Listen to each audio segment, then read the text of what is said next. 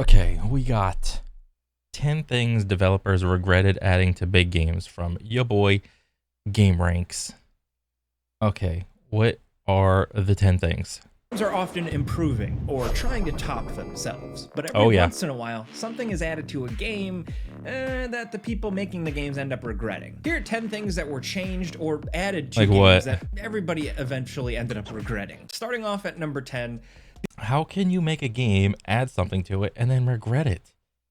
Like, you added the thing in the first place. Like, so what? You added the thing because the players asked for it, but then you regretted it? I gotta see this. the entire Assassin's Creed series has really had its ups and downs, but if there's one Yeah. thing the series has pretty consistently struggled with, it's how they've handled the modern day storyline. Oh, Desmond Miles the modern day storyline. Oh, yeah, I remember this. may not have been everybody's favorite character, but his role in those first three Assassin's Creed games gave the modern day storyline a certain degree of forward momentum and a clarity of purpose because it was all based around him. Yeah. And honestly, the series has been severely lacking that ever since they killed him off at the Yeah, I remember at the end of this one. Bro, I was like a hardcore Assassin's Creed fan, playing like the first Assassin's Creed. And then, what was it? How'd it go? It was like two. It was like one, two, Brotherhood, Revelations. And that was like the Ezio trilogy. That was baller. And then three. Was three this one? With Connor? And then, let's see. This one was really good. I thought this one was awesome. Four was it Black Flag? Was Black Flag 4? I feel like I'm missing like one between there, but whatever. And that's when I ultimately stopped after Black Flag. end of Assassin's Creed 3. After Desmond, the series has really struggled with telling a consistent or even interesting story in the modern day. Frankly, it's been pretty That's fair. messy. The boss of the franchise even acknowledged just how messy the whole thing has been. Really, Assassin's Creed Boss reflects on series' struggle to tell a consistent modern day story after Desmond, and how its modern day story will benefit historical narrative going forward. It's been 12 years since Assassin's Creed 3 ended. The story of Desmond Miles, the series' first recurring modern day protagonist, and a link between each game until that point. Yeah, because Desmond, it was like Desmond's memories of whatever his ancestors or whatever.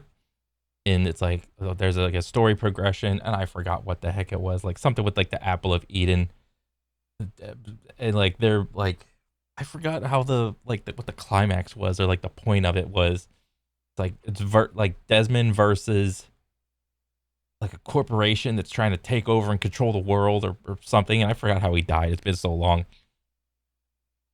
But now speaking at a BAFTA event held in London on Friday evening, attending Eurogamer, Assassin's Creed franchise boss Mark Alexis Cote has reflected on the series' struggles to tell a meaningful, connected narrative ever since, and how this will finally be rectified in the future. Ooh. They haven't specifically said that they regret killing off Desmond, but But they the kinda implication do. is pretty clear. They acknowledged how Desmond was the heart of the storyline of modern day, and they struggled to find a suitable replacement. They tried with Layla later on, but that didn't really land. I don't It's even know. good to see somebody at Ubisoft recognizing the albatross that's been hanging around the series' neck for 14 years now with the whole modern story mess. With a lot of this stuff, it seems like they recognize the problem, but their solution is to just make it even more fragmented and confusing.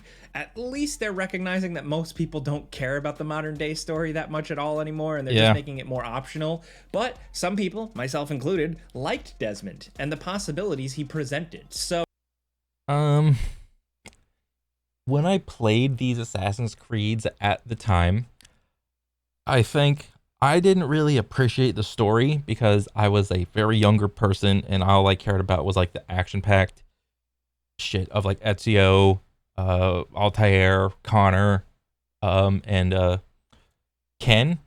Was he the Black Flag bro? Like Conway or Kenway? No, was it like what was the first name? It was something Kenway. Whatever. Um, like maybe the story was good. I'd have to go back and like play them all again.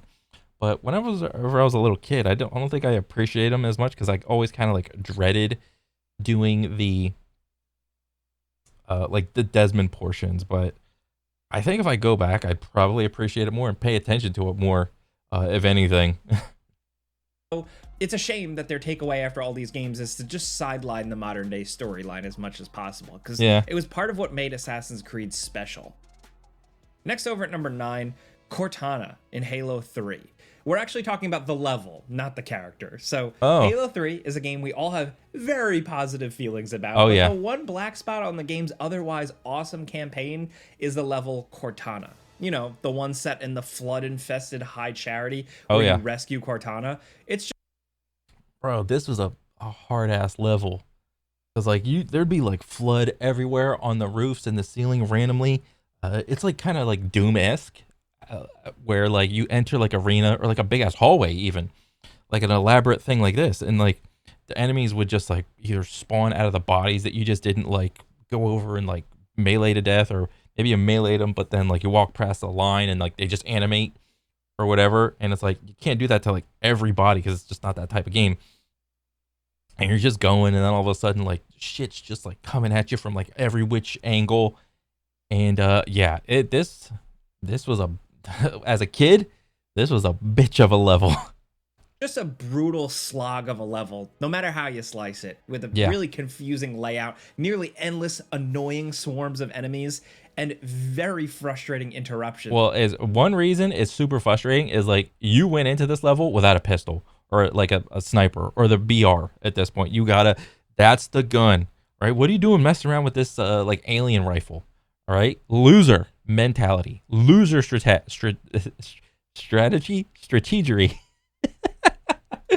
From Cortana that just slow things to a crawl in a level that's already extremely slow, in a campaign that is otherwise breakneck and kick ass. Yeah. It doesn't play up to any of Halo's strengths The rest of me is so good, I promise. Yeah. here. It is just kind of a lame stage overall. It seems like nobody really likes it, and at best we kind of tolerate it. And the guy behind the design of the level does actually agree with all your complaints. Paul Bertone, a senior Yeah, but like, since this level was like so different and so difficult, what would have been in place like at this spot if not for that level? I mean, it's like you're fighting mostly floodies, right? Like all the like little guys, all the big like fluffy guys where you shoot them and like they explode, or what else? You had like the elite floods, and then you had the human floods. What else? Oh, there was like those little turret things he was shooting on the wall. I think there was like some aerial, like alien floods, maybe. Yeah. Your designer at Bungie is frank about what happened with this level. It was originally going to be a lot more elaborate. Oh wait. Oh yeah. There brutes fighting in here? Like there were brute floods, or there were brutes fighting floods.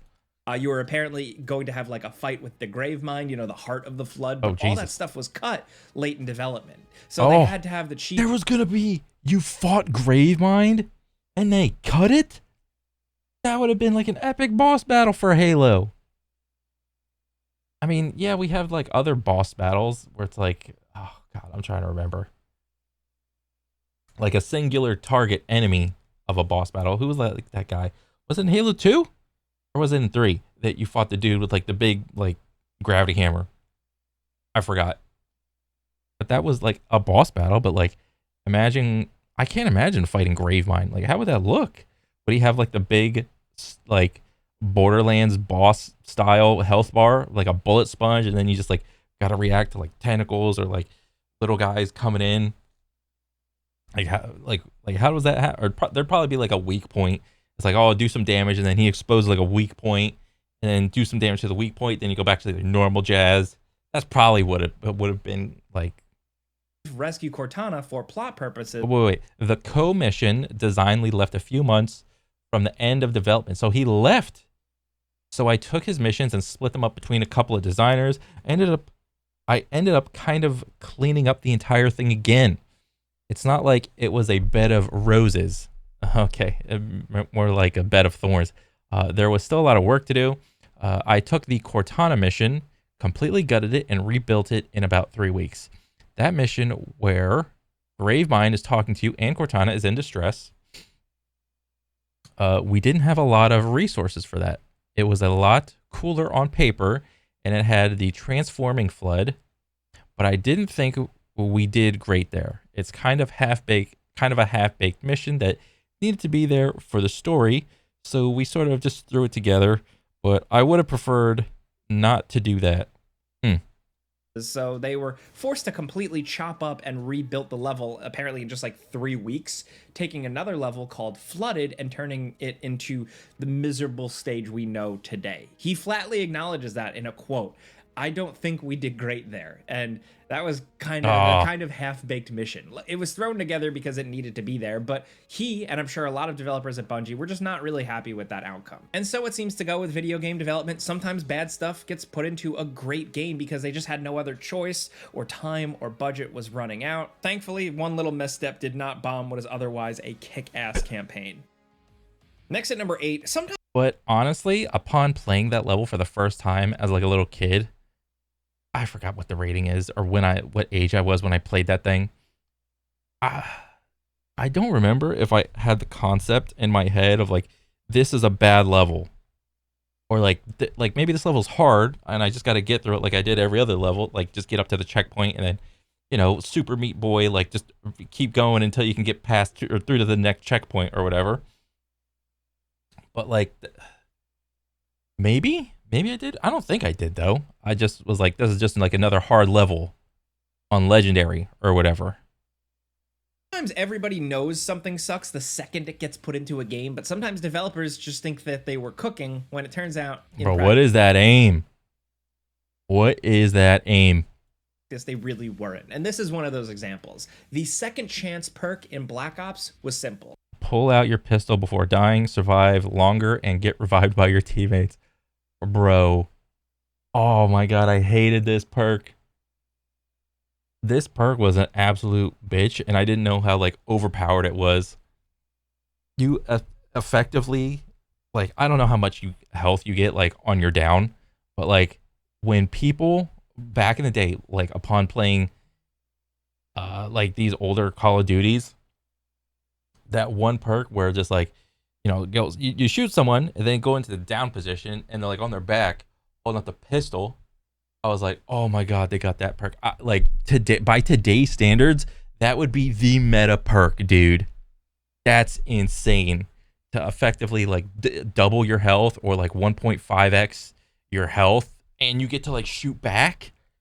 How many gunfights would have been won or lost by like, or just won and lost today by someone simply surviving on like a pixel of health? But then at that point, if everybody's like running the second chance perk, it's like, oh, I downed him, but then he downed me, and then it just becomes a down, like a game of people like on the ground just like trying to shoot each other with a pistol. So I mean, I guess it would like look pretty silly.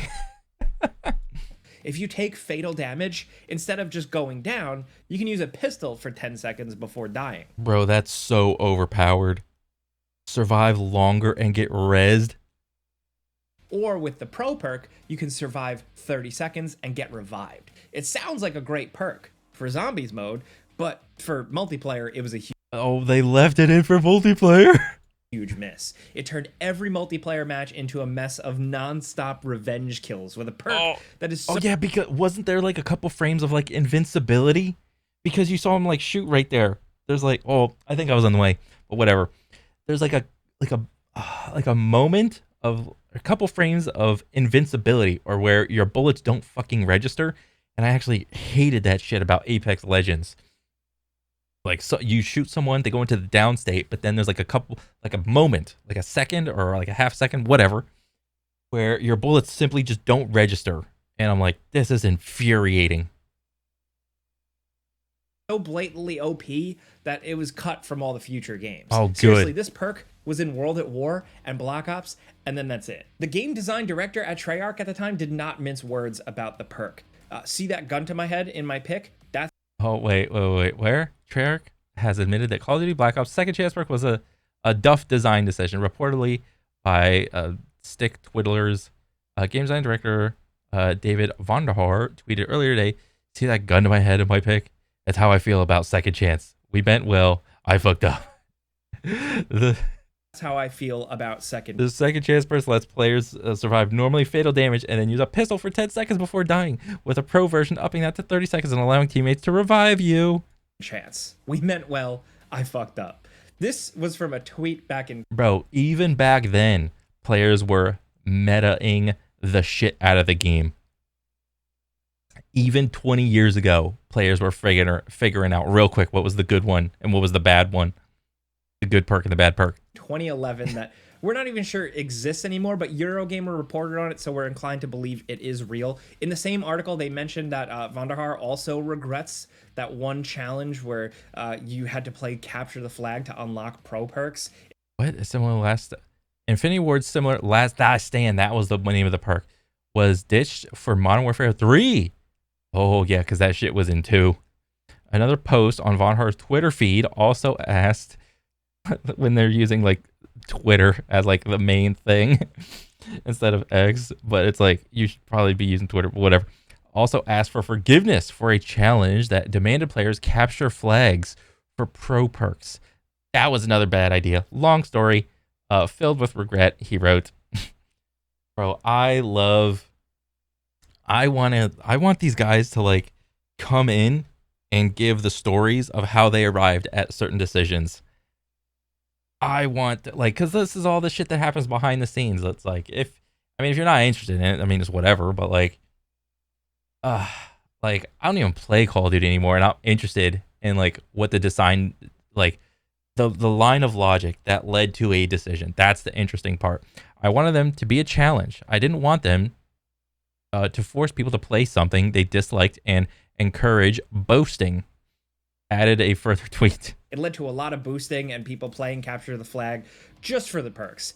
This is sort of the blunt honesty from game devs you rarely see anymore, and it's refreshing. We love to... The blunt honesty. Yeah, like, a game developer nowadays, they would never be honest. If anything, they would just use soft words or synonyms, trying to talk about the issues that players so bluntly talk about. See this. Next at number 7, this time it's less of a mistake or a problem and more just pure distilled hater energy. Don't be hating. So Masahiro Ito, the art director for Silent Hill 2 and 3, is just a true industry legend. His work on both of those games is iconic and, of course, really disturbing. I know these are, like, good iconic games or whatever, but I just simply, like, I've seen clips about people playing, like, Silent Hill or whatever, but I hated scary games. I'm just like, not for me. And of his many memorable designs, Pyramid Head is clearly the most popular. This is the thing that people cosplay as. Super scary. In merchandising and movies. It's the face of the brand, and it's one of the few monsters to show up in more than one game.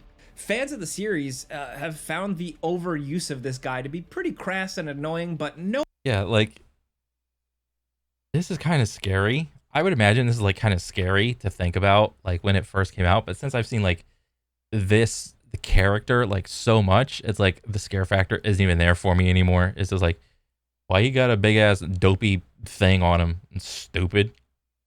Nobody hates the overuse of Pyramid Head in brand and stuff more than his Why does guy got a doorstop on his head? Creator, who bluntly stated in 2022 that... Wait, I wish I hadn't designed fucking Pyramid Head. The reason is not that I can't get paid for the statuses or the statues. I've never gotten paid for those in the first place. And I quote, I wish I hadn't designed fucking Pyramid Head. It doesn't get more regretful than that. I can't say what exactly is his motivation for saying that. Yeah, that's a doorstop, dude. That's a doorstop on a dude's head.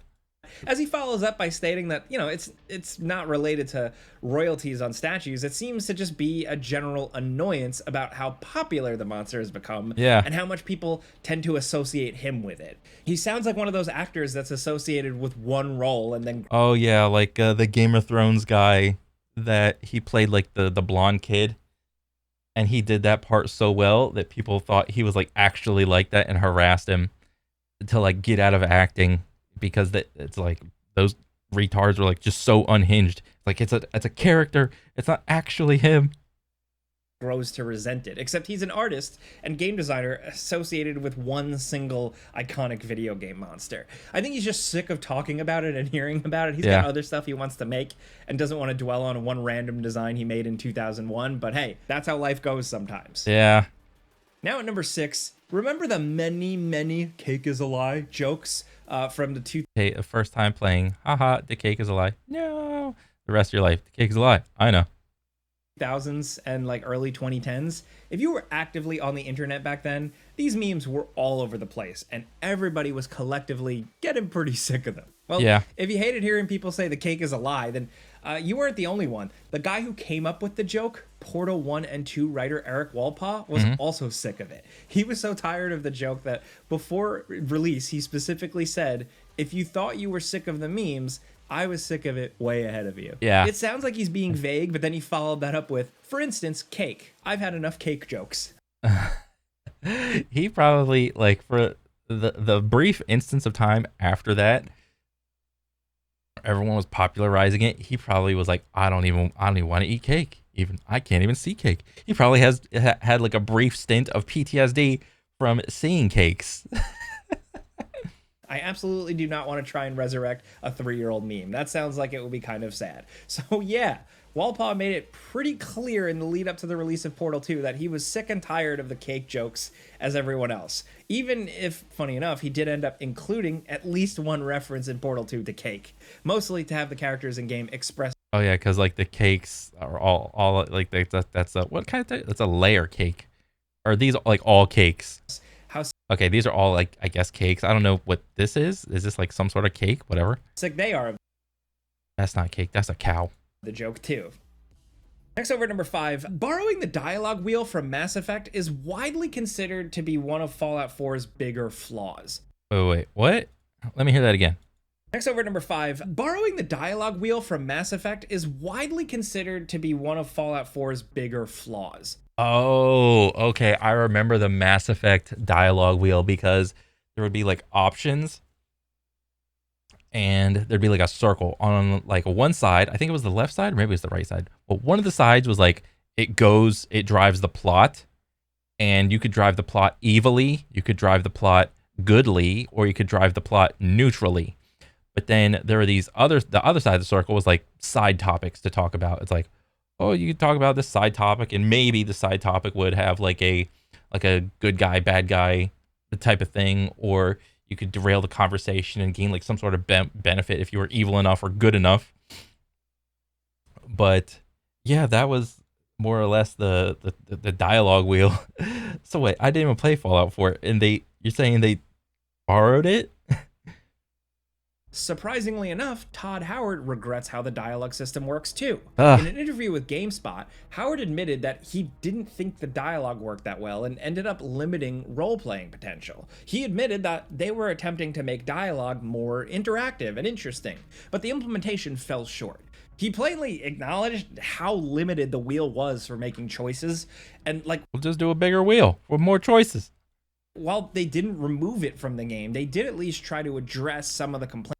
Address some of the complaints. Then we have an opportunity with something like Far Harbor. Howard continues talking about learning from feedback. Like, okay, how many different ways can it end?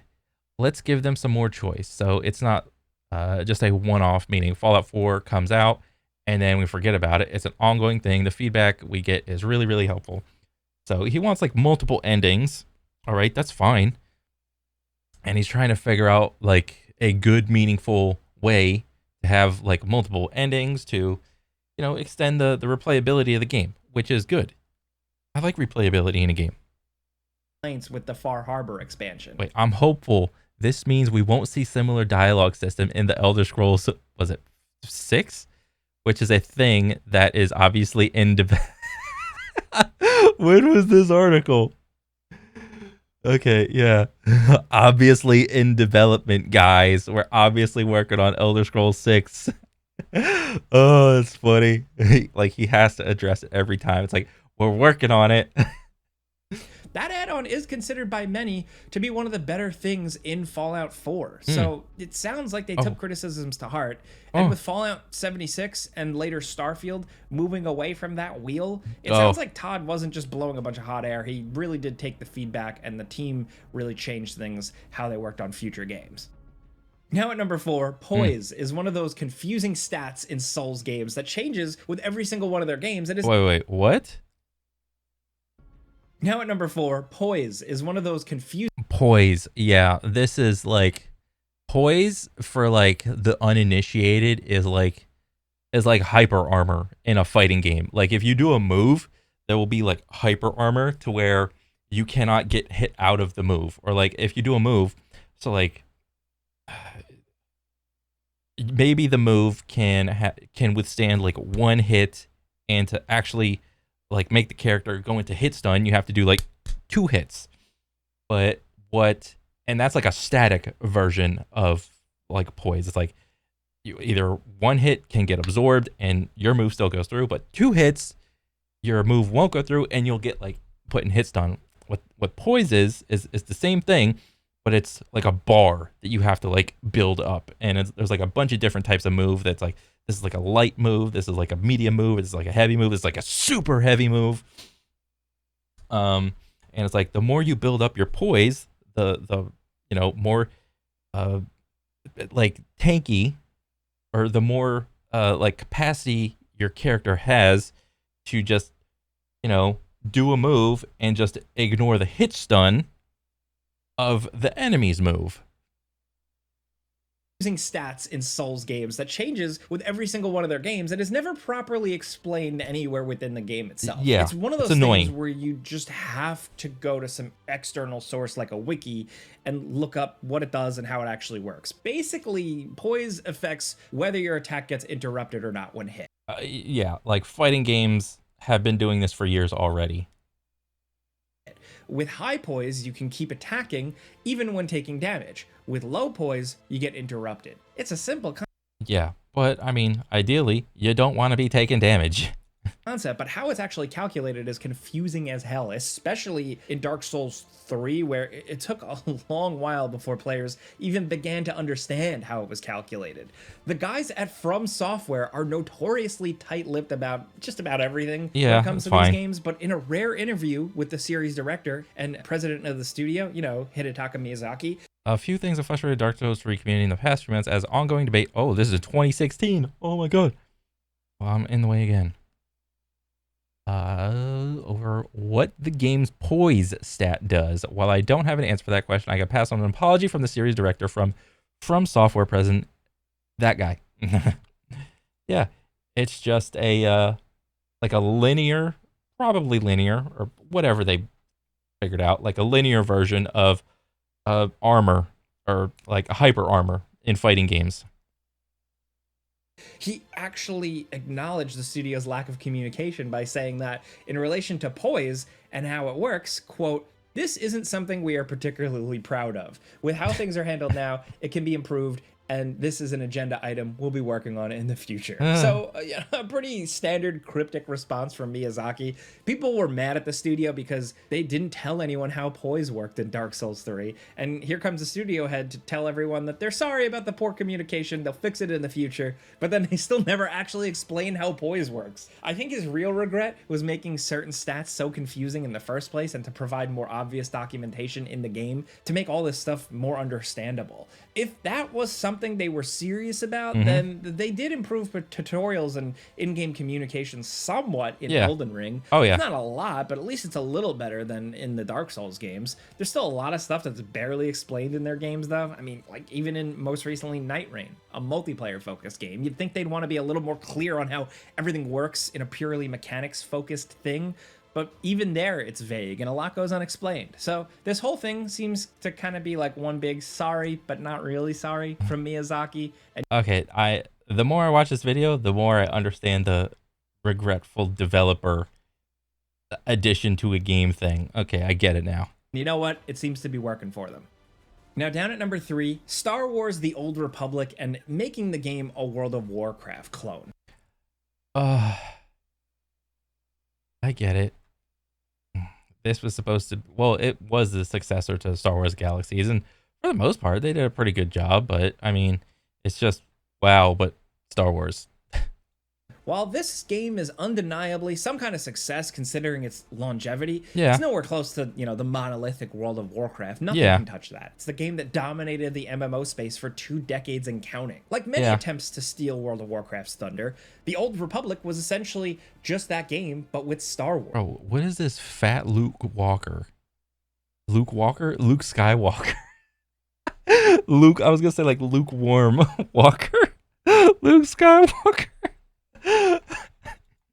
Just looking at the two games, you can see the obvious similarities. Yeah, For his part, the game's director, James Olin, pretty much admits that they tried to follow the World of Warcraft formula as closely as possible, almost to a fault. It's yeah, a choice that he's come to regret. As yeah. I mean, that's like a thing in competition. Like, yeah, these guys aren't in competition, but they kind of are in competition. And if like one saying, and it's a saying, so take it with a grain of salt, is that if you are simply copying all of the things that the other people are doing, you are not going to like pull ahead at all ever. You need to be like innovative in some way, shape, or form. How you do that, I mean, it's up to you, but like you can't win simply by copying somebody. he's expressed in an interview with Game Informer where he straight up said that, and I quote, "With Star Wars The Old Republic, I wish that I pushed a little bit more towards making it a kind of Knights of the Old Republic online Ooh. rather than Star Wars World of Warcraft." Oh, that would have been cool, Knights of the Old Republic online. Because Knights of the Old Republic, like I've seen in the past, like YouTube videos of like the saber fighting, because it was like the first iteration of like the hero v hero thing they got going on in like Battlefront 2 right now. And it was like the combat system was like, it was like physics based. So like you could get up like a bunch of like velocity and like do some like wonky looking things, and it was pretty cool. And I think there's still like at least like one like server or somewhere with like Knights of the Republic like style like saber fighting thing. Like it's probably still like a little community somewhere. I know it is. Because like the combat system is like it just feels good. If it feels good, it feels good. Um yeah, like much the same way that there's like a niche of Battlefront 2 hero v hero community like thing going on still. But yeah, that would have been cool instead of like the tab target. Lean a little bit more towards Black Desert Online, I think, at least in that like facet. He mentions all the feedback they got back at release from fans wishing that the game was closer to Knights of the Old Republic games, and he actually agrees. And if he could go back, then he would have done things differently. Look, I don't know how an online version of KOTOR would actually be. I mean, hey, they could have just made it more like Star Wars Galaxies too, if you ask me. But Yeah. either way, at least it would have been something different, rather than, just a kind of World of Warcraft in Star Wars with lightsabers and stuff. And to be fair to the developers, like the Old Republic has way more of like a story and dialogue focus than World of Warcraft, which does make it unique. And again, it never really mattered because, it seems like the Old Republic was a success either way. Now down at number 2, wave dashing. Back in 2010, Smash Brothers creator... Of course, bro. The game devs never added wave dashing. Players came up with it. And it's what do they call it? It's an emergent player behavior. Yeah.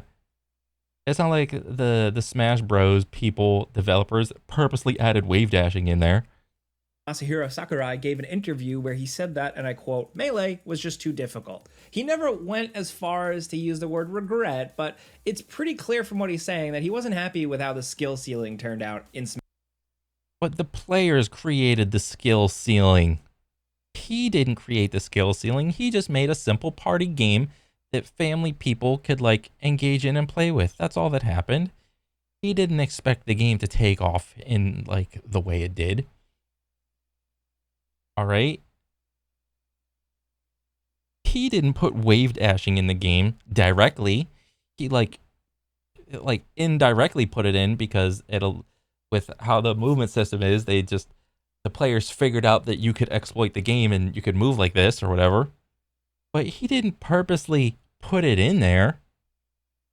Smash Brothers Melee. He doesn't specifically call anything out, but it's pretty obvious that his problem lies with the high level play, like how that was conducted. The thing he doesn't like and probably regrets is He doesn't like the high skill ceiling.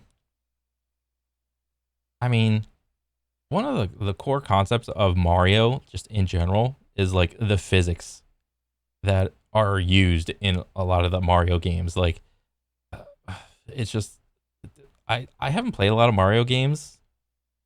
Like, I'm not really a big like Nintendo fan, or I haven't like, well, I don't own anything Nintendo, but a lot of them, a lot of the enjoyment from Nintendo games is like the robust physics systems that are like made with these games. In so doing that, so like Melee was probably made at a time where they didn't think that, like, we had like N64 Smash, right? Or Smash 64.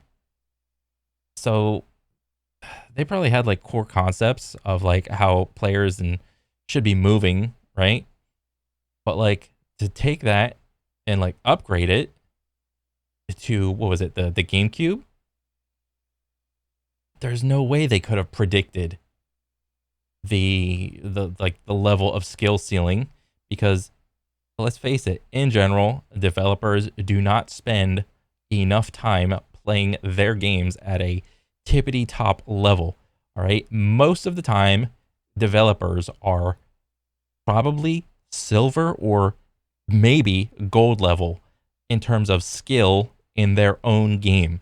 All right. The devs don't have time to be playing their game 25 hours a day. Right? That's up for the players to do. The players like the game. They can spend all the time playing the game and getting good at the game. The developers got to make the game. this wave dashing. It's this mechanic that only extremely dedicated and highly skilled players will ever Yes. really master. It makes for interesting tournaments, and that, among other quirks, is why Melee is still so popular to this day.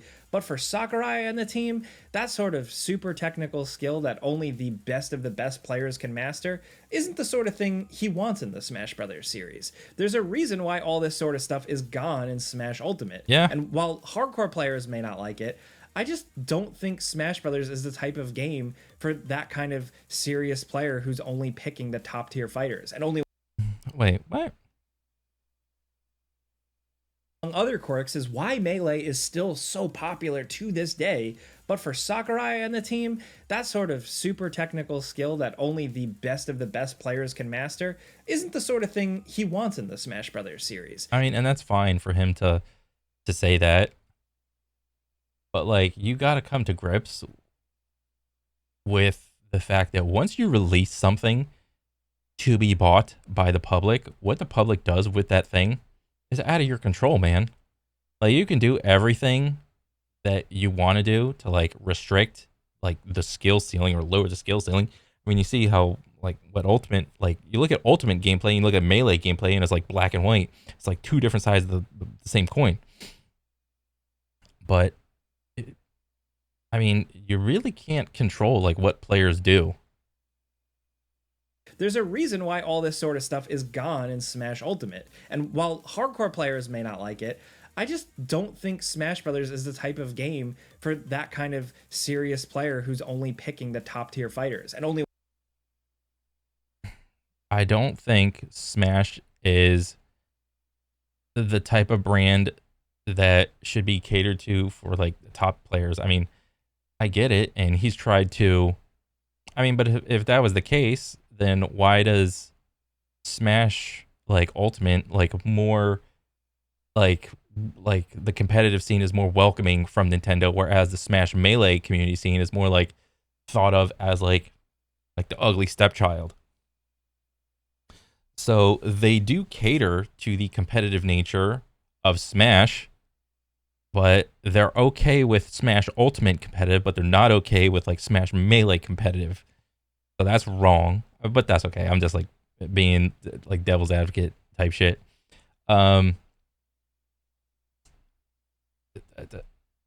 I mean, if you're a hardcore player and you like Smash, go play Melee. If you don't like the wave dashing and all that shit, go play Ultimate. Who gives a shit? Wants to play no items Final Destination only. Yeah. And it appears that Mr. Sakurai agrees. And hey, if you don't like it, then at least Melee is still there. It's certainly not going anywhere. It's going strong. That's not the... Yeah, much the same way if baseball's there, play baseball. Basketball's there, play basketball. There's not going to be a basketball 2. There's not going to be baseball 2. There's not. Only regret Sakurai has. He also seems to regret... Regretting putting in like an awesome physics-based system that was Super Smash Melee? No, he's just mad at the effect that his awesome system had on the overall community. That's what he's mad about. And the gatekeeping and the elitism that came along with it. Because I bet upon watching like top tier level Super Smash Melee, like upon his first watching it, his reaction was probably like, oh wow, that's pretty cool. But then upon like further like watching it and to see like the effects of it, he's probably like, oh shit, we fucked up, man. I am betting that's what happened.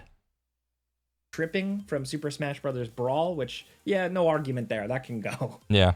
Now, down at number 1, we saved it for a big one. We're going back to 1999 with this interview with Nintendo's Shigeru Miyamoto, the mastermind behind, among other things, you know, the Mario and Zelda games. And of course, he was very involved with Legend of Zelda Ocarina of Time for Nintendo 64. This is a legendary game, but if there's one thing that everyone hates, it's the obnoxious, annoying little fairy Navi that's constantly interrupting the game early on to give you a bunch of hints that you probably don't even need. But the obnoxious... Listen! Every time she pops up just makes her presence even more grating. The fairy was annoying, and thankfully, Miyamoto agrees, even as far back as 1999 when it was only a few years past the game originally released. He specifically calls out the Navi hint system as being the biggest weak point of the game. He never goes as far as specifically saying that he regrets putting Navi in the game, but it's pretty... You can kind of deduce that. I mean, this is a synonymous statement of like the word regret. Obvious that he was unhappy with how the hints and how the sounds were implemented and could have done things a little differently. Now, from Miyamoto's perspective, they wanted to have a hint system of some kind in the game to be able to help out players who might be confused or struggling and trying to figure out what to do, but they couldn't figure out how to adapt this system to more seasoned players who don't need the hints. Yeah, just add an option in there. A lot of games do that. Give me tutorials or don't give me tutorials. You know, turn it on, turn it off. Easy. They eventually just gave in and left the hints in, thinking that it would be better to have something rather than nothing at all. Navi haters may not agree, but I do at least see where he's coming from as a designer, and to his credit, the hint system got a lot better in Twilight Princess and beyond. You know, then it got kind of awkward and annoying again in Skyward Sword, but now we're getting way off track. The big takeaway here is that even in 1999, Miyamoto knew that Navi was annoying as hell. But those are 10 examples of things that were added to games or changed in games and developers ended up regretting it. We love talking about these. These are really interesting. No hate to any of these developers because, you know, you try things, you try to be creative. Sometimes it's a win, sometimes it's not. It's fun to talk about, so let us know in the comment any other examples you know of. If you like this video and you like talking games with us, we put out videos every single day, man. Just click the like button. It helps us. But that's it. Thanks for watching, and we'll see you guys next time. Good stuff. Huh. That is actually kind of revealing. I didn't think it. I thought it was just going to be like just developer put thing in because player, but then, yeah, I just thought one thing and then, it turns out a lot of developers regret a lot of things. Huh. That was pretty cool. It's about goddamn time I got around to like watching this damn video. Fucking 2 months. Jeez. Fucking being lazy, bitch. What's the vibes? I mean, a lot of people seem to agree. I thought AC was leading towards a modern day game, and I was for it. I hate that they were hinting at modern Templar assassin war. Killing Desmond basically did that. A modern day Assassin's Creed with Miles as a protagonist would have been very cool. I mean, would it though? To have Miles like still be around? Like, then everyone would just be complaining of like, when is this dude gonna die? What else? What else? What else? Uh, I remember when there was a huge thread on Fextra dedicated to figuring out poise, like legit mathematicians and data miners trying to nail it down. It was probably like, if I were to guess, it would probably wind it up being some sort of like exponential graph of it probably wasn't, maybe it was linear, but from trying to deduce that would mean trying to figure out, you would have to figure out how much like hit stun every single move did from every single mob type in the game. Like that's a like a you would need an AI, well not an AI. You would need a lot of time to figure that out, to figure out like the breakpoints, if there even are breakpoints. Ugh. The perk was also in COD 4 Modern Warfare. Last Stand, it was called, I believe. Yep. When Desmond died, AC died. Pretty much. I mean, a Black Flag was pretty much the last one for me. I was like, okay, I'm good, because I saw the next one. I was like, not for me. Microtransactions at 14 seconds, maybe. But overall, very cool video. That is like, to see like game devs regrets. I think that's pretty cool. And I don't know if you could like do other types of videos like this with like modern day games, because like you said before, game devs just aren't simply that forthcoming with their decisions, or their like reasonings why they do things. A lot of the time it's like for shady reasons. Like a lot of time when a new character comes out in a game, in general, it's a it's a pretty powerful character, and the reason they do that is to give the players the impression of, "Ooh, this is a good character," only to later nerf it, like weeks later. But players still have that impression of like, "Ooh, this is a really good character," even though it's like been nerfed a little bit, or just as like a thing. But yeah, cool video. It'd be nice, or it'd be cool to see you do like more of this stuff. But yeah, keep it up, man. Good stuff. Yeah, other than that, that's it for me. I'll catch you guys on the next one. Later.